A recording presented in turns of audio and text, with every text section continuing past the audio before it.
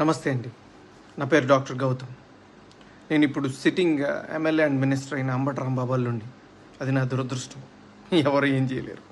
But ఈ video చేయాలా లేదా అని నేను చాలాసార్లు ఆలోచించి చేయటం నా బాధ్యత అని అనుకున్న తర్వాత నేను ఈ వీడియో చేస్తున్నాను. అంబటి రాంబాబు అంత నీచుడు, నికృష్టుడు, దరిద్రుడు, శవాల మీద పేలాలు ఏరుకునే రకాన్ని నేను నా జీవితంలో చూడలేదు. రోజు పొద్దున్నే దండం పెట్టుకునేటప్పుడు ఇంతటి నీచుడిని ఇంకొకసారి నా లైఫ్లో ఇంట్రడ్యూస్ చేయకు స్వామి అని ఎప్పుడు కోరుకుంటూ దండం పెట్టుకుంటుంటా. అంత భయంకరమైన వ్యక్తి. ఎందుకు ఇప్పుడు చెప్తున్నానంటే తన పోటీ చేయబోయే పోస్ట్ అలాంటిది. ఏ పోస్ట్కి అయితే మంచితనం, మానవతా విలువలు,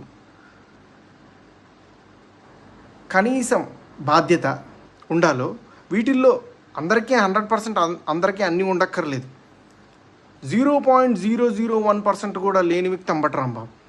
ఇలాంటి వ్యక్తికి ఓటేసేటప్పుడు మనకు తెలియకుండానే కొన్నిటిని మనం ప్రోత్సహిస్తున్నట్టు. ఎలాంటి వాటిని?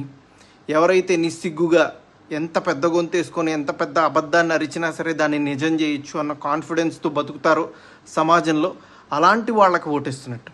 ఎంత లేకి పని అయినా చేసి చాలా హుందాగా బతకచ్చు సమాజంలో అని అనుకునే వాళ్ళకి ఓటేస్తున్నట్టు.